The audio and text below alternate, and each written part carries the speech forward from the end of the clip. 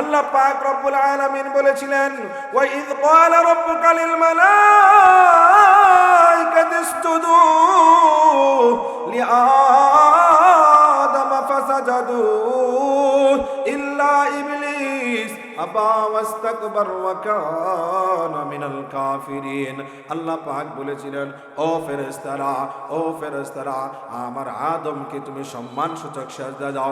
সমস্ত ফেরেশতারা আদম আলাইহিস সালাতু ওয়াস সালামকে সম্মানসূচক সিজদা দিল, কিন্তু একজন দিল না, ইল্লা ইবলিস। নাম কি তার? কতক্ষণ নাম কি তার? ইবলিস, শয়তান। সমস্ত ফেরেশতারা আল্লাহর হুকুম মানলো, আদম আলাইহিস সালাতু ওয়াস সালামকে সিজদা দিল, ইল্লা ইবলিস আবা ওয়াস্তাকবার ওয়া কানা মিনাল কাফিরিন। একজন সিজদা দিল না, তার নাম হলো শয়তান। আল্লাহ পাক রব্বুল আলামিন বলেন, আবা ওয়াস্তাকবার ওয়া কানা মিনাল কাফিরিন। আল্লাহ পাক রব্বুল আলামিন বলেন, হে শয়তান,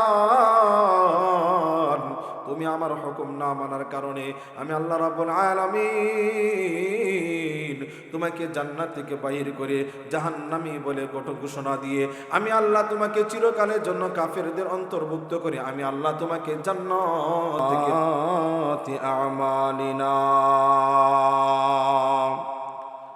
মান ইয়াহদিহিল্লাহু ফালা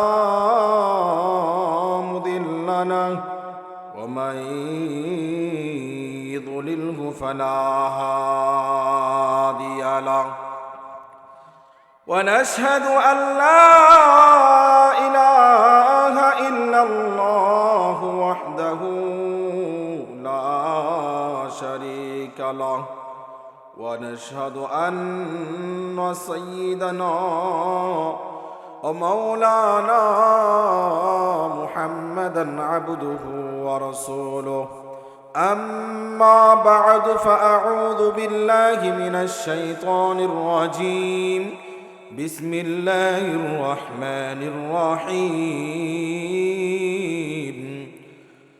قل هل يستوي الذين يعلمون والذين لا يعلمون إنما يتذكر أولو الألباب صدق الله العظيم وقال رسول الله صلى الله عليه وسلم إن الملائكة لتدع أجنحتها رضا لطالب العلم أو كما قال عليه الصلاة والسلام সকলে দুরূদ ইব্রাহিম পড়ি আল্লাহুম্মা সাল্লি আলা মুহাম্মাদ ওয়া আলা আলি মুহাম্মাদ কামা সাল্লাইতা আলা ইব্রাহিম ওয়া আলা আলি ইব্রাহিম ইন্নাকা হামিদুম মাজিদ اللهم بارك على محمد وعلى آل محمد كما باركت على إبراهيم وعلى آل إبراهيم إنك حميد مجيد الحمد لله مدكنا برا বাইতুল গফফার জামি মসজিদ ও মারকাজুল ইলম ওয়াত তাকওয়া মাদ্রাসা এবং যুব সমাজের উদ্যোগে আজকের আয়োজিত এই ইসলামী মহাসম্মেলন ও সম্মেলনের সম্মানিত সভাপতি উস্তাজুল উলামা হযরতুল আল্লাম হযরত মাওলানা মুস্তাকিম সাহেব দামাত বারাকাতুহু মাদ্রাসুল আলিয়া ও আমার সামনে মুরব্বী কেরাম, যুবক ভাইয়েরা, কচি কাঁচা মাসুম বাচ্চারা, পর্দার আড়ালের সম্মানিতা মা ও বোনেরা, আমরা সর্বপ্রথম ওই মহান মনিবের দরবারে কালিমাতুর শুকুর আদায় করছি, যিনি আমাদের সকলকে সমস্ত প্রকার ফিতনা ফাসাদ থেকে যাচাই বাছাই করে, দয়া করে, মায়া করে, ইহসান করে, ভালোবেসে দ্বীনি মজলিসে আসার বসার তৌফিক দান করেছেন।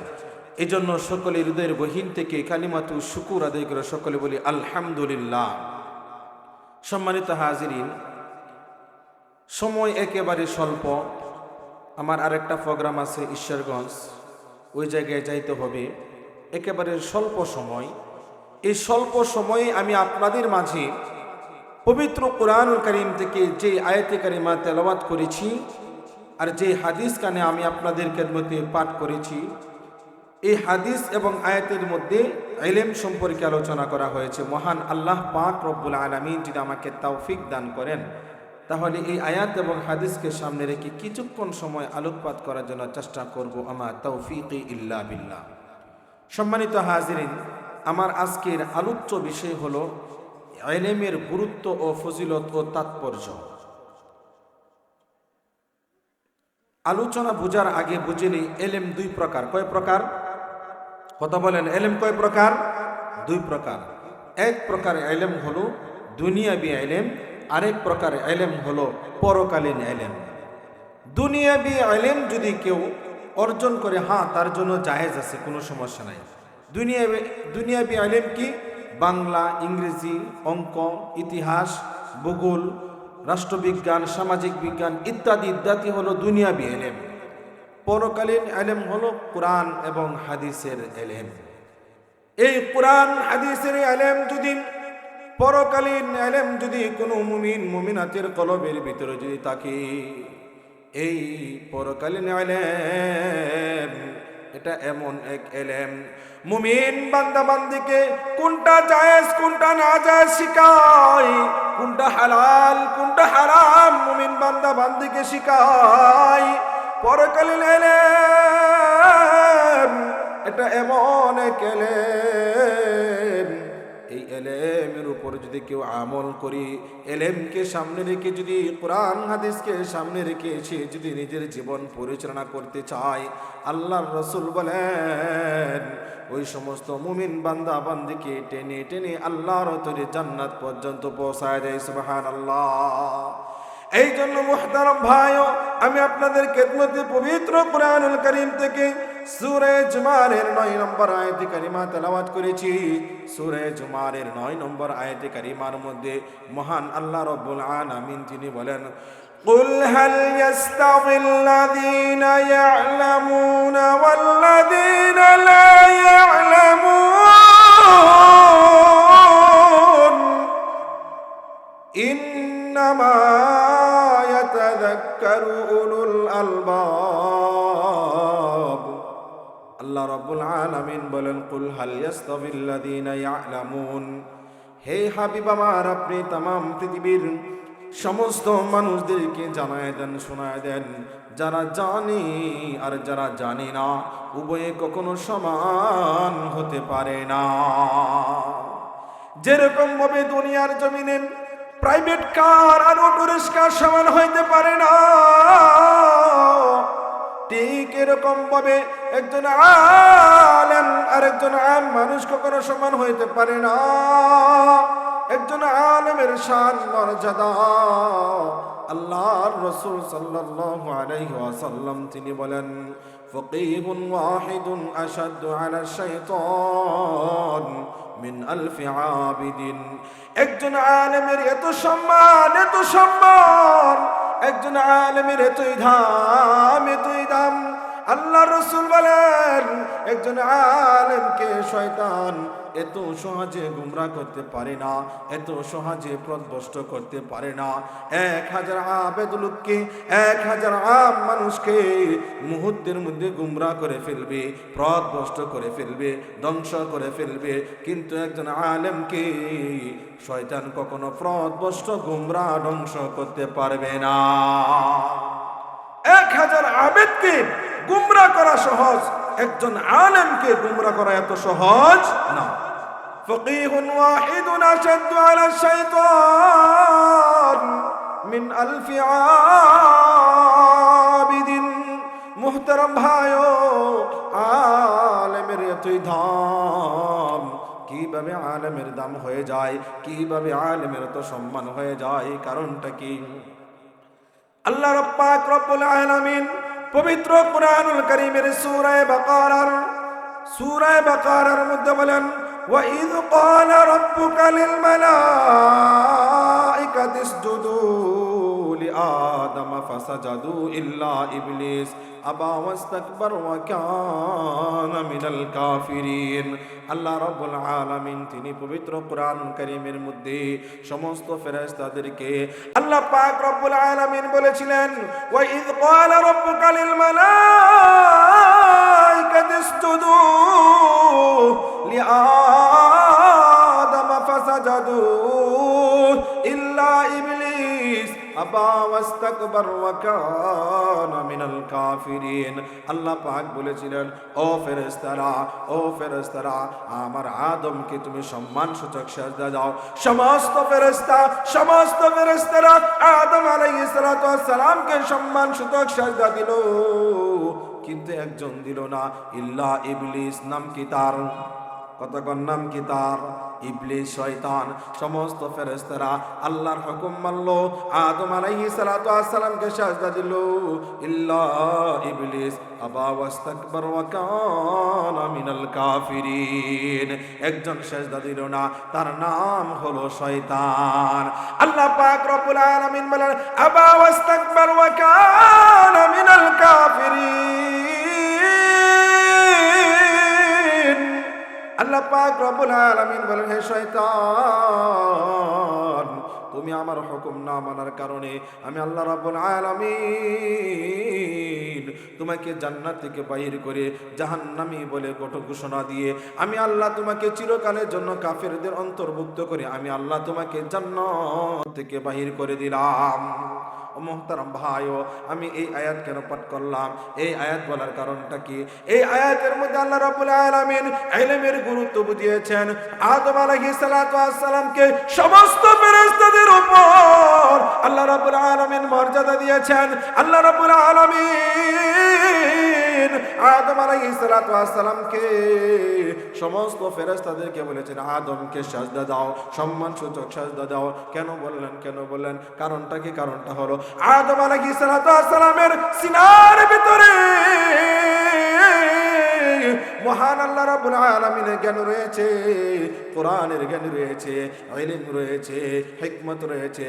জ্ঞান থাকার কারণে, ইলম থাকার কারণে, হিকমত থাকার কারণে আদম আলাইহিস সালাতু ওয়াস সালামের সম্মান মর্যাদা সমস্ত ফেরেশতাদের চাইতেও শ্রেষ্ঠ হয়ে যায়। চিৎকার দিয়া বলে সুবহানাল্লাহ। এই জন্য মুহতারাম ভাইও, দুনিয়ার জমিনে কোন বান্দা বান্দি তার সিনার ভিতরে যদি কোরআন হাদিসের ইলম থাকে, কোরআন হাদিসের জ্ঞান যদি থাকে, ওই বান্দা বান্দিও দুনিয়ার জমিনে সব কিছুর চাইতে আল্লাহ রাব্বুল আলামিনের কাছে শ্রেষ্ঠ হয়ে যায়। সুবহানাল্লাহ। আল্লাহর রাসূল সাল্লাল্লাহু আলাইহি ওয়াসাল্লাম তিনি বললেন, আয় আল্লাহ, तमाम পৃথিবীর কোন জিনিসটা আপনার কাছে সব থেকে বেশি প্রিয়? কোন জিনিসটাকে বেশি মোহাব্বত করেন, ভালোবাসেন? আল্লাহ পাক রব্বুল আলামিন বিশ্ব নবী রাহমাতুল লিল আলামিনকে বলেন, আল কুরআনু আহাব্বু ইলাল্লাহি মিনাস সামাওয়াতি ওয়াল আরদ। আল্লাহ রাব্বুল আলামিন বলেন, ও হাবিব আমার, সাত আসমান সাত জমিন এত দুবয়ের মধ্যে যা কিছু রয়েছে সব কিছুর চাইতে আমি আল্লাহ রাব্বুল আলামিনের কাছে সব থেকে বেশি প্রিয় হলো সাত আসমান সাত জমিন, পাহাড় চন্দ্র সূর্য বৃক্ষ তরুলতা যা কিছু আছে সবগুলোকে আপনি এক পাল্লায় রাখবেন, আর আমার কোরআন অপর পাল্লায় রাখবেন। আমার কোরআনের পাল্লায় বেশি ভারী হয়ে যাবে। ইয়া রাসূলুল্লাহ, আমি আল্লাহ রাব্বুল আলামিনের কাছে সব থেকে বেশি প্রিয় হলো আমি আল্লাহ পাক সব থেকে বেশি ভালোবাসি আমার কোরআনকে। সুবহানাল্লাহ। সব কিছুর চাইতে আল্লাহ পাক রব্বুল আলামিনের কাছে দামি হলো কোরআন। এই কোরআন যদি কোনো মানুষের সিনার ভিতরে যদি থাকে, ওই মানুষটাও মহান, আল্লাহ রাব্বুল আলামিনের কাছে দামি হয়ে যায়। সুবহানাল্লাহ। মুহতারাম ভাইও, দুনিয়ার জমিনে সাধারণ একটা কাপড়ের টুকরা সাধারণ একটা কাপড়ের টুকরা, অনেক কাপড়ের টুকরা দিয়ে মানুষ ঢিলা কুলুপ ব্যবহার করে কিনা, ঠিক এরকম দেখতে একটা কাপড়, এরকম দেখতে একটা কাপড়, এই কাপড়টা যদি কোরআনের যদি গিলাফ হয়ে যায়, কোরআনের সাথে যদি সম্পর্ক হয়ে যায়, কোরআনের সাথে সম্পর্ক হওয়ার কারণে এই কাপড়টার এত দাম আল্লাহ পাক বাড়ায় দেয়। কোরআনকে যেরকম ভাবে সম্মান করে এই কাবারটাকেও গিলাফটাকেও এরকম ভাবে সম্মান করে, ঠিক কিনা? শুধু তাই নয়, দুনিয়ার জমিনে সাধারণ একটা কাঠ সাধারণ একটা কাঠ, কত কাঠ দেখা যায় রাস্তাঘাটে পড়ে থাকে, কত তক্তা রাস্তাঘাটে পড়ে থাকে, কত তক্তা দিয়ে মানুষের রান্না বান্নার কাজ করে। মুহতারাম ভাইও, কিন্তু এরকম একটা খাট, এরকম একটা তক্তা দিয়ে যখন রেহাল বানানো হয়, কোরআনের যত শান মর্যাদা, কোরআনকে যেমন সম্মান করে, ঠিক এরকম ভাবে এই খাটটা তক্তাটাকেও রেহালটাকেও এরকম সম্মান করে, ঠিক কিনা? এই জন্য মুহতারাম হাজিরিন, দুনিয়াবি ইলম অর্জন করবেন কোন সমস্যা নাই করেন, কিন্তু পরকালে ইলম অর্জন করতে হবে, কোরআন হাদিসের জ্ঞান অর্জন করতে হবে। আল্লাহর নবী, মায়ের নবী, বিশ্ব নবী রাহমাতুল লিল আলামিন, তিনি বলেন, ও আমার সাহাবায়ে কেরাম, আমি দুইটা জিনিস তোমাদের মাঝে রেখে গেলাম। একটা জিনিস হলো কিতাবুল্লাহ, দুই নম্বর হলো সুন্নাত রাসূলুল্লাহ। এই দুইটা জিনিসকে কোনো বান্দা বান্দি যদি আঁকড়ে ধরে, দুইটা জিনিসকে কোনো বান্দা বান্দি যদি মুহাব্বত করতে পারে, ওই সমস্ত বান্দা বান্দি কখনো পথভ্রষ্ট হবে না, ওই সমস্ত বান্দা বান্দি আল্লাহর তৈরি জান্নাত পর্যন্ত পৌঁছে যাবে। সুবহানাল্লাহ। এই জন্য মুহতারাম হাজিরিন, কোরআনের জ্ঞান অর্জন করতে হবে। আপনার আমার সন্তানকে মাদ্রাসায় ভর্তি করতে হবে। আপনার আমার সন্তান মাদ্রাসায় পড়বে, কোরআন হাদিসের জ্ঞান অর্জন করবে। আপনি আমি দুনিয়ার জমিন থেকে যখন বিদায় নিয়ে চলে যাব, দুনিয়ার ধন দৌলত টাকা পয়সা অট্টালিকা বাড়ি গাড়ি কোনো কিছু নিয়ে যাইতে পারবো না। আপনি আমি নেককার সন্তান সন্ততি যদি দুনিয়ার জমিনে রেখে যায়, আপনার আমার সন্তান আপনার আমার কবরের পাশে দাঁড়ায়া পবিত্র কুরআনুল কারীম থেকে সূরা ফাতিহা পাঠ করবে, কি সূরা ফাতিহা পাঠ করবে, সূরা ইখলাস পাঠ করবে। শুধু তাই নয়, পবিত্র কুরআনুল কারীম খতম করবে, আপনার আমার কবরের পাশে দাঁড়ায়া আপনারা আমার সন্তান আপনারা আমার জন্য যখন দুটো হাত যখন তুলবে, মহান আল্লাহ পাক রব্বুল আলামিন আপনার আমার দিকে তাকায়া, আপনার আমার সন্তানের দিকে তাকায়া সঙ্গে সঙ্গে আল্লাহ রাব্বুল আলামিন জান্নাতের ফয়সালা করে দিবেন। সুবহানাল্লাহ। এই জন্য মুহতারাম ভাইও, আপনার আমার সন্তানকে কোরআন হাদিসের জ্ঞান অর্জন করাইতে হবে, আপনার আমার সন্তানকে মাদ্রাসায় পাঠাইতে হবে। আপনারা আমার সন্তান যদি হাফেজ হয়ে যায়, আলেম হয়ে যায়, আপনি আমি যখন দুনিয়ার জমিন থেকে যখন বিদায় নিয়ে চলে যাব, মুহতারাম ভাইও কোনো কিছু নিয়ে যাইতে পারবো না, নেক আমলগুলা নিয়ে যাইব। মেরে দোস্ত বুজুর্গ, এমন সময় যখন আপনারা আমার জানাজার নামাজের ইমামতির জন্য আপনারা আমার সন্তান যখন দাঁড়ায় যাবে, হতে পারে মহান আল্লাহ আপনার আমার জিন্দেগির গুনাহ খাতাগুলি মাফ করে জান্নাতের ফয়সালা করে দিতে পারে। সুবহানাল্লাহ। এই জন্য সম্মানিত হাজিরিন, আপনার আমার সন্তানকে মাদ্রাসায় ভর্তি করতে হবে, আলেম উলামায়ে কেরামের সঙ্গে সম্পর্ক রাখতে হবে, কোরআনের সাথে সম্পর্ক রাখতে হবে, কুরআনুল কারীম বেশি বেশি করে তেলাওয়াত করতে হবে। আল কুরআনু শাফিউন মুশাফফাউন ওয়া মাহিল্লুন মুসাদ্দাকুন মান জাআলাহু আমামাহু কাদাহু ইলাল জান্নাহ। আল্লাহ রাসূল সাল্লাল্লাহু আলাইহি ওয়াসাল্লাম তিনি বলেন, ও সাহাবায়ে কেরাম, কুরআনুল কারীম এমন এক সুপারিশকারী,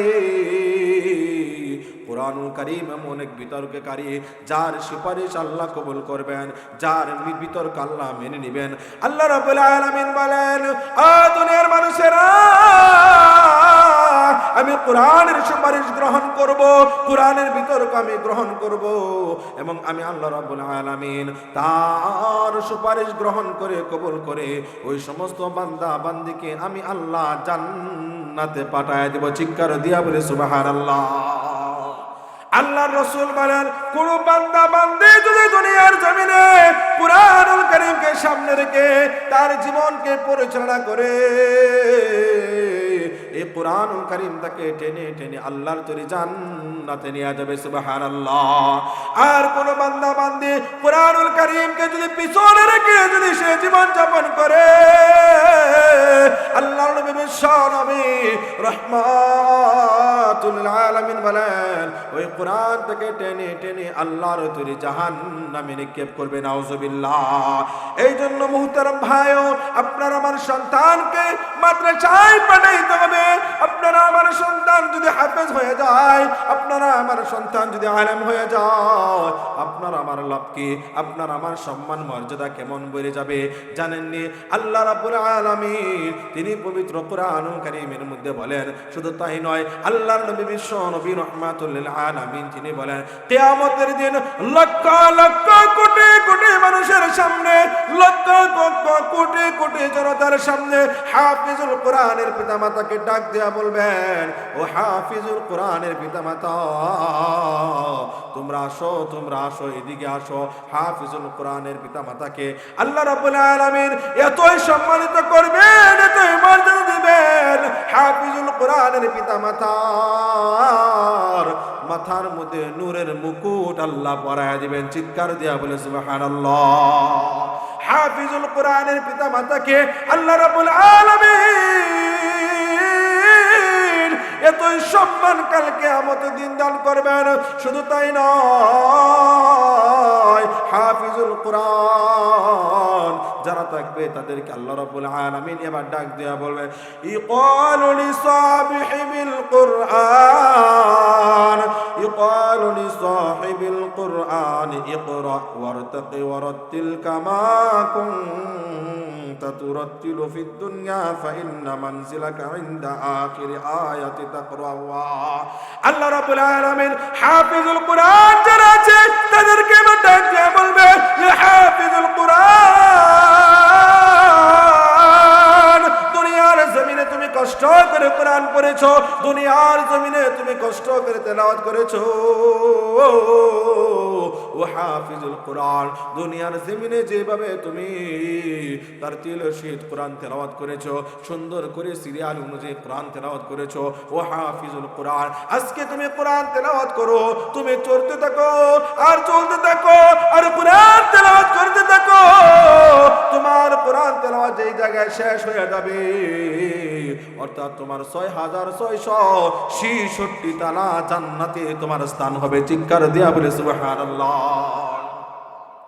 এই জন্য হাফিজুল কোরআনের পিতামাতা হইলে লাভ আছে না নাই? অনেক লাভ মুহতারাম ভাইও। এই জন্য হাফিজুল কোরআন যদি হতে চায়, হাফিজুল কোরআনের পিতামাতার বাবা যদি হতে চায়, আপনার আমার সন্তানকে মাদ্রাসায় পাঠাইতে হবে, ঠিক কিনা? যে মাদ্রাসায় পাঠাইলে লাভ কি জানেন? অনেক লাভ। কেমন লাভ জানেন?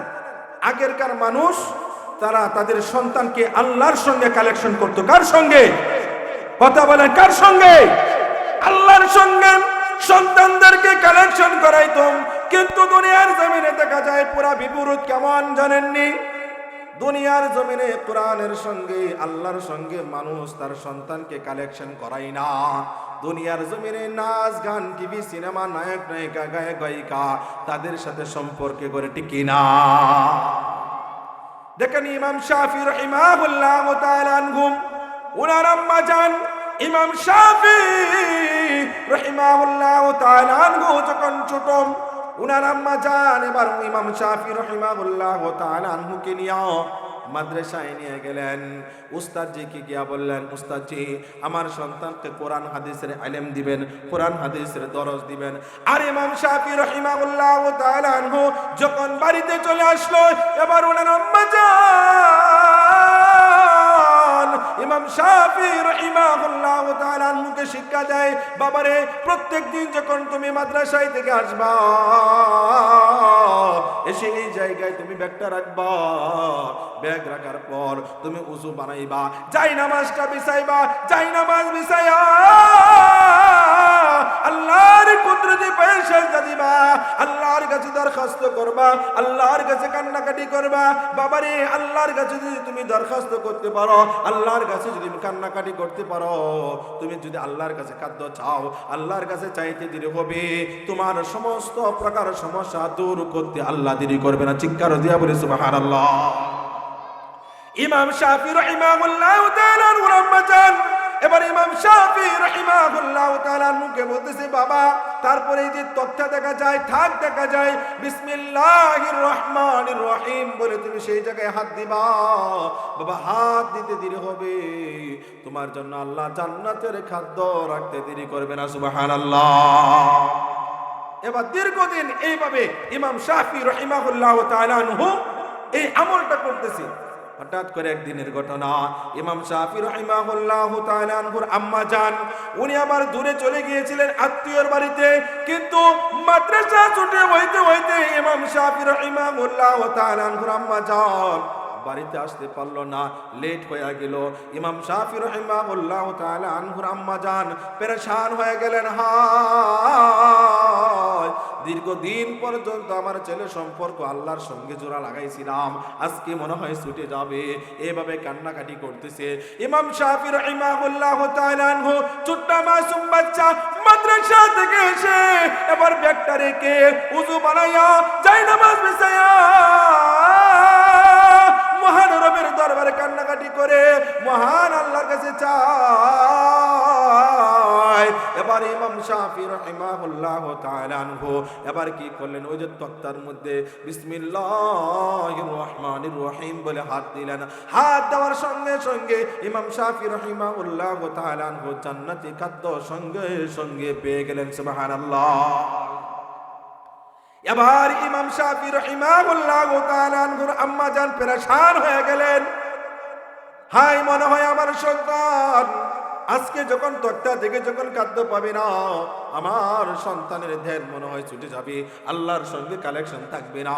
ইমাম শাফি রাহিমাহুল্লাহু তাআলা আম্মা জান এবার কন্দন করতে করতে কান্নাকাটি করতে করতে আসতেছে। এবার যখন বাড়ির নিকটে চলে আসলো, এবার দূর থেকে হরেক রকমের ফল ফুলের ঘ্রাণ পাওয়া যায়, জান্নাতি খাদ্য তার ঘর থেকে বাইরে হইতে লাগলো। চিৎকার দিয়া বলে সুবহানাল্লাহ। ইমাম শাফি রাহিমাহুল্লাহু তাআলা আম্মা জান এবার ঘরের ভিতরে ঢুকলো। এবার ইমাম শাফিকে ডাক দিয়া বলে, আব্বা জান তুমি এত সুন্দর খাদ্য কোত্থেকে পাইলা? ইমাম শাফি বলে, আম্মা জান ওই যে তক্তা দেখা যায়, তাক দেখা যায়, ওই তাকের মধ্যে আমি এত সুন্দর খাদ্য পেয়েছি। ইমাম শাফি রাহিমাহুল্লাহু তাআলা আনহু যখন এই কথা যখন বললেন, এই কথা শ্রবণ করার সঙ্গে সঙ্গে ইমাম শাফি রাহিমাহুল্লাহু তাআলা আনহুর আম্মা জান হাউমা করে কাঁদতে লাগলো। ইমাম শাফি আবার ডাক দিয়ে বলে, আম্মা জান আপনি কেন কাঁদেন?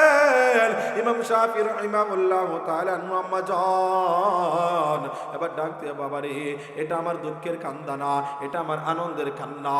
ইমাম শাফি বলে, মাগো আনন্দের কিসের কান্না? ইমাম শাফি রাহিমাহুল্লাহু তাআলা আনহু আম্মা জান আবার ডাক দিয়া বলে, বাবারে দীর্ঘদিন পর্যন্ত ওই যে তক্তা দেখা যায়, তাক দেখা যায়, ওই তক্তার মধ্যে তাকের মধ্যে আমি তোমার জন্য খানা রাখতাম। তুমি নামাজ শেষে আল্লাহর কাছে দরখাস্ত করে যখন তুমি বিসমিল্লাহ বলে হাত দিতা, তখন ওই যে আমি খানাগুলা রাখতাম, সেই খানাগুলাই তুমি প্রত্যেকদিন পাইতা। বাবারে আজকে ওই জায়গায় খানা না রেখে আমি দূরে চলে গিয়েছিলাম, আমি হতাশ হয়ে গিয়েছিলাম, পেরেশানি ভোগ করতেছিলাম। আজকে মনে হয় দীর্ঘদিনের আশা আকাঙ্ক্ষা তামান্না মনে হয় ভেঙ্গে চূর্ণ বিচ্ছিন্ন হয়ে যাবে।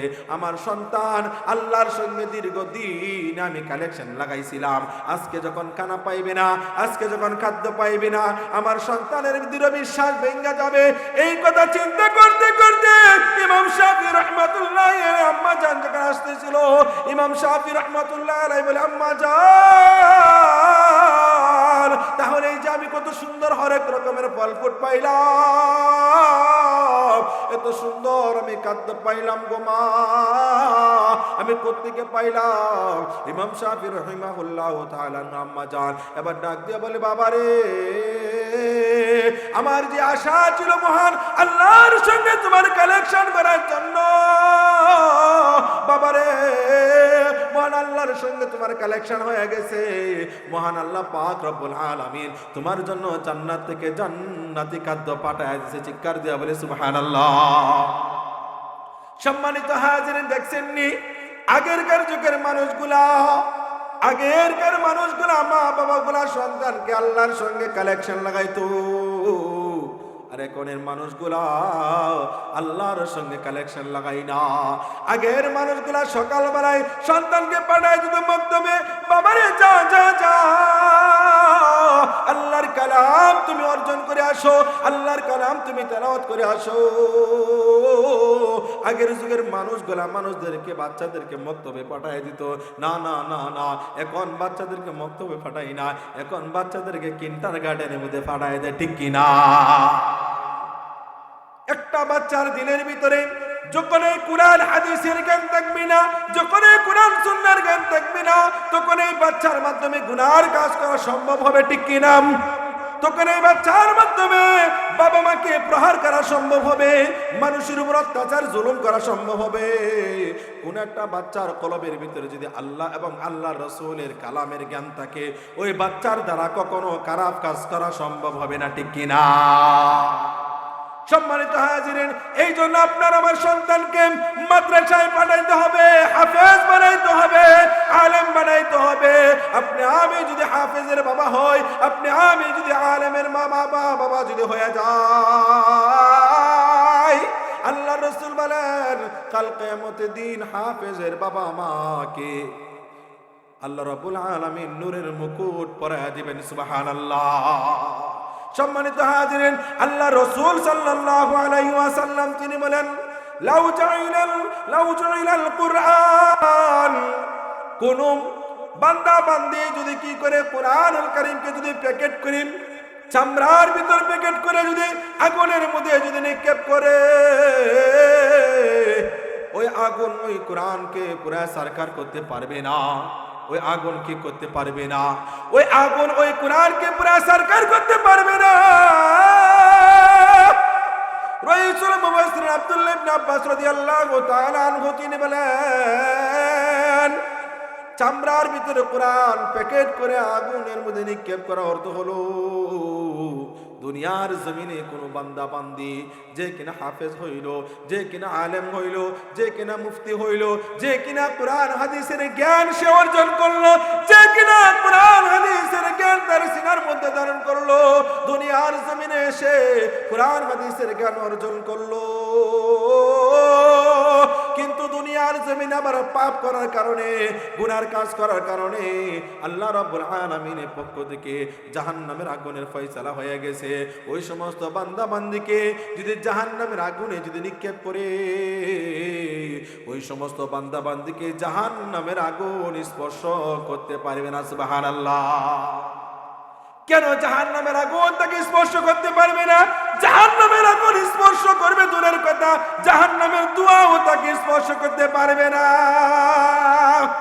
কারণটা হলো তার কলবের ভিতরে, তার সিনার ভিতরে দুনিয়ার কোন লেখকের সে বইয়ের জ্ঞান অর্জন করে নাই, দুনিয়ার জমিনের কোন গায়কের কোন কিছু অর্জন করে নাই, দুনিয়ার জমিনের কোন বই পুস্তকের জ্ঞান সে অর্জন করে নাই।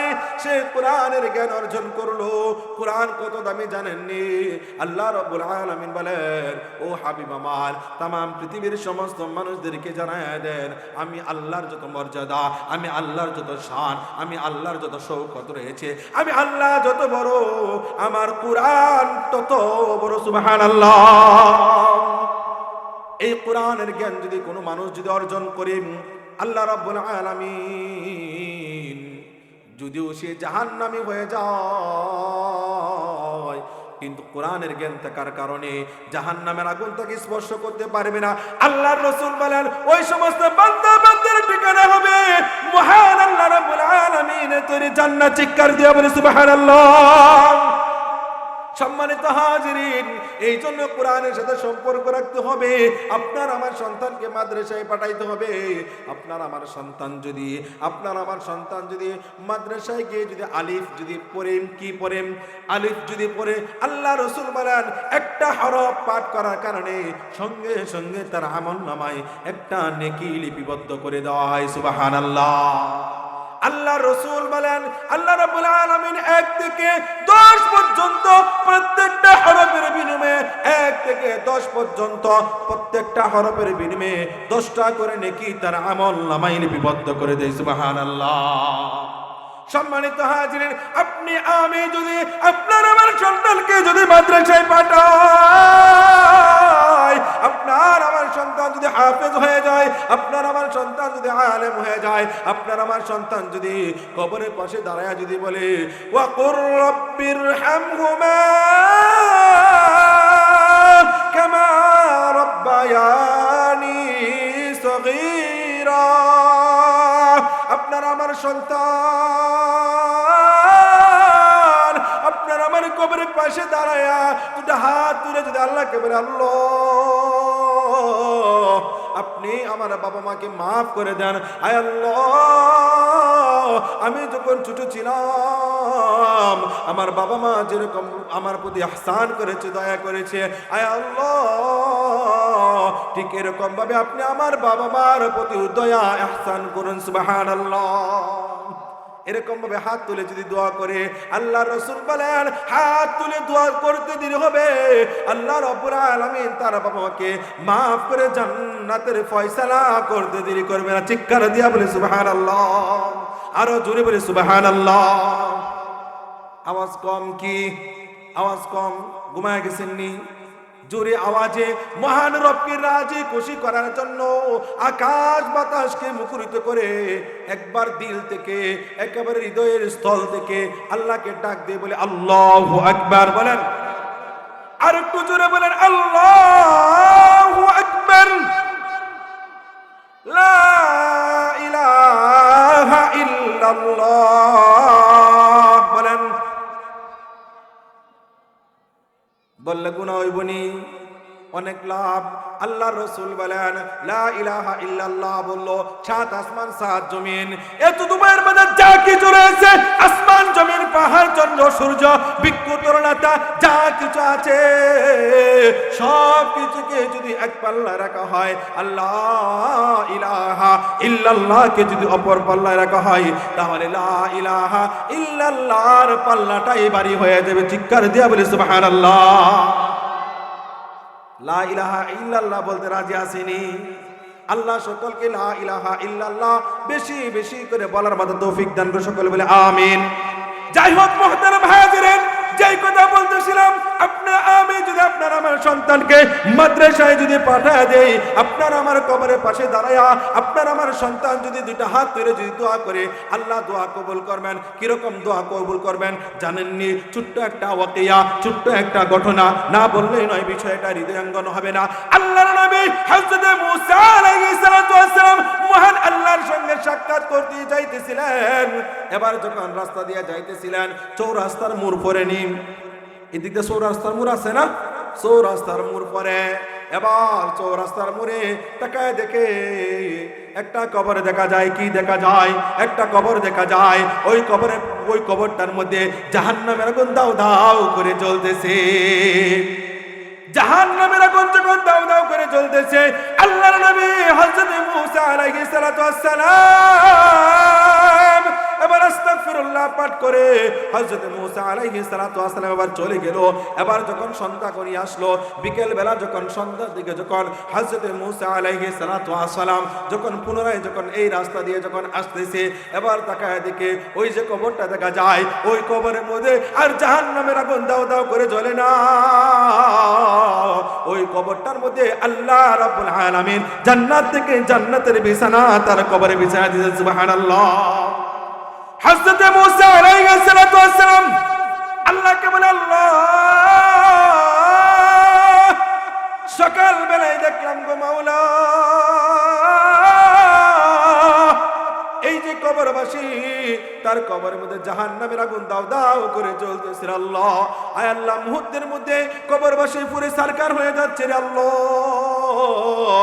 আয় আল্লাহ, এখন তাকায় দিকে তার কবরের মধ্যে জান্নাতের বিছানা বিছায় দিলেন। আয় আল্লাহ, এটা কিভাবে সম্ভব? মালিক গো, কারণটা কি, বিষয়টা কি? আল্লাহ রাব্বুল আলামিন বলেন, মুসা,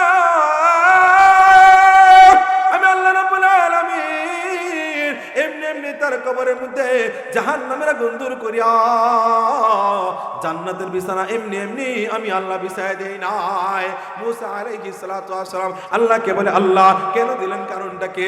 আল্লাহ রাব্বুল আলামিন বলেন, মুসা, এই যে ব্যক্তিটা দুনিয়ার জমিনে থাকা অবস্থায় এমন কোনো পাপ নাই, এমন কোনো গুনাহ নাই তার জিন্দেগিতে করে নাই। বুঝেন নাই? এমন কোনো পাপ নাই, এমন কোনো গুনাহ নাই তার জিন্দেগিতে করে নাই। সে পাহাড় পরিমাণ সে গুনাহ করলো, কিন্তু এই ব্যক্তিটা যখন দুনিয়ার জমিন থেকে যখন বিদায় নিয়ে চলে যাবে, এমন সময় তার বিবিকে ডাক দিয়া বলে, বিবি আমার, এই যে তোমার গর্ভের মধ্যে যে সন্তানটা রয়েছে, ও বিবি আমার, এই সন্তানটা যদি ছেলে হয় মাদ্রাসায় ভর্তি করবা, যদি মেয়ে হয় মাদ্রাসায় ভর্তি করবা। বিবি ডাক দিয়া বলে, স্বামী আমার কেন মাদ্রাসায় ভর্তি করব? এবার গুনাহগার ব্যক্তিরা ডাক দিয়া বলে, বিবি, এই সন্তানটা যদি মাদ্রাসায় পড়ে আর আমার কবরের পাশে দাঁড়ায়া যদি বলে, অকুর রাব্বির হামহুমা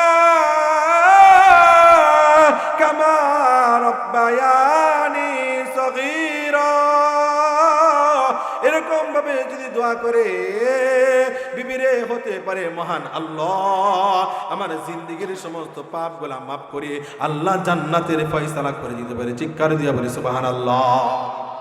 এই ব্যক্তিটা এই নসিহত করে দুনিয়ার জমিন থেকে বিদায় নিয়ে চলে যায়। এই ব্যক্তিটা যখন দুনিয়ার জমিন থেকে যখন বিদায় নিয়ে চলে যায়, কিছুদিন পর এই মহিলার গর্ভ থেকে একটা ফুটফুটে পুত্র সন্তান জন্মগ্রহণ করলো। সন্তানটা জন্মগ্রহণ করার পর এবার এই সন্তানটা যখন ধীরে ধীরে বড় হইতে লাগলো, বড় হওয়ার পর যখন কথাবার্তা বলতে পারে, এবার এই মহিলা তার সন্তানকে মাদ্রাসায় নিয়ে যায়। মাদ্রাসায় নিয়ে যাওয়ার পর উস্তাদকে বলে, উস্তাদজি, আপনি আমার সন্তানকে কোরআন হাদিসের ইলম দেন, কোরআন হাদিসের জ্ঞানের দরজ দেন। এই কথা বলে যখন চলে আসলো, এই সন্তানটাকে উস্তাদ যে হরফগুলা শিক্ষা দিয়েছে, যে বাক্যগুলা শিক্ষা দিয়েছে, এই সন্তানটা যখন সন্ধ্যাবেলা যখন বাড়িতে যখন চলে আসে, বাড়িতে যখন চলে আসে, প্রতিমধ্যে তার জনম দুঃখিনী বাবা তার আব্বা জানের কবরটা পড়ে, তার আব্বা জানের কবরটা যখন পড়ে, সন্তান চিন্তা করলো, আমি যেহেতু আমার উস্তাদ যে আমাকে কিছু বাক্য আমাকে শিক্ষা দিয়েছে, আমার বাবার কবর চোখের সামনে পড়ে গেল, ওই বাক্যগুলা পাঠ করে মহান আল্লাহর কাছে দরখাস্ত করি, হতে পারে মহান আল্লাহ আমার বাবাকে মাফ করে দিতে পারে। সুবহানাল্লাহ। এই মাসুম বাচ্চাটা সে কবরের পাশে দাঁড়ায় এবার বলেন, বিসমিল্লাহির রহমানির রহিম। মাসুম বাচ্চাটা এইভাবে যখন আল্লাহর কাছে দোয়া করে, এইভাবে যখন বিসমিল্লাহ যখন পাঠ করলো, আল্লাহ রাব্বুল আলামিন এবার ফেরেশতাদেরকে ডাক দেয়া বলে, ও ফেরেশতারা, তাকায় দেখো, আমি যে ব্যক্তিটাকে কবরে আযাব দিচ্ছি, যে ব্যক্তিটা কবরে জাহান্নামের আগুন দাও দাও করে জ্বলতেছে, ও ফেরেশতারা তাকায় দেখো, তার কলিজার টুকরা সন্তান আমাকে রহমান বলেছে, আমাকে রহিম বলে সম্বোধন করেছে। আমি আল্লাহ তার বাবাকে কিভাবে জাহান্নামের আগুনে পুরায়। ও ফেরেশতারা, যাও, আর দেরি করিও না, তার জাহান্নামের আগুনগুলা বন্ধ করে জান্নাত থেকে জান্নাতের বিছানা তার কবরে বিছায়া দাও। চিৎকার দিয়া বলে সুবহানাল্লাহ। মুহতারাম হাজিরিন, এই ব্যক্তিকে কি কারণে মাফ করলেন? সন্তানের ওসিলায় সন্তান আল্লাহর কাছে দরখাস্ত করেছেন, আল্লাহর কাছে দোয়া করেছেন। সন্তানের দুটো হাতের দিকে তাকায়া মহান আল্লাহ রাব্বুল আলামিন তার বাবার জিন্দেগীর গুনাহ খাতাগুলি মাফ করে জান্নাতের ফয়সালা করে দিয়েছে। মুহতারাম ভাইও, কে কে জান্নাতের মেহমান হইতে চায়? কে কে হাফেজুল কোরআনের বাবা হইতে চায়? কে কে আলেমের বাবা হইতে চায়? হাত তুলে আল্লাহকে দেখায়, হাত তুলে আল্লাহকে দেখায়। আমরা প্রত্যেকেই হাফিজুল কুরআন আলেমের বাবা হইতে চাই। আল্লাহ রাব্বুল আলামিন আমাদের সকলকে হাফেজ আলেমের বাবা মা হওয়ার মতো তৌফিক দান করে, সকলে বলে আমিন। তবে হাত নামায়। সম্মানিত হাজিরিন, আলোচক এসে গেছেন সারা বাংলা আলোড়ন সৃষ্টিকারী তরুণ বক্তা। ডেলি 2টা 3টা করে প্রোগ্রাম থাকে। হযরত মাওলানা মুফতি আব্দুর রহিম সিদ্দিকী সাহেব চমৎকার শুরুতে কোনটি ইনশাআল্লাহ আলোচনা করবে, আপনাদের সামনে এসেছেন আলোচনা করবে। আমি আপনাদের মাঝখান থেকে বিদায় নিচ্ছি। আমার গলাটা একেবারে ভাঙ্গা, কয়েকদিন একটানা প্রোগ্রাম করার কারণে, আবার ঈশ্বরগঞ্জ একটা প্রোগ্রাম আছে, এই জায়গায় যাইতে হবে। এই জন্য আমি আপনাদের কাছে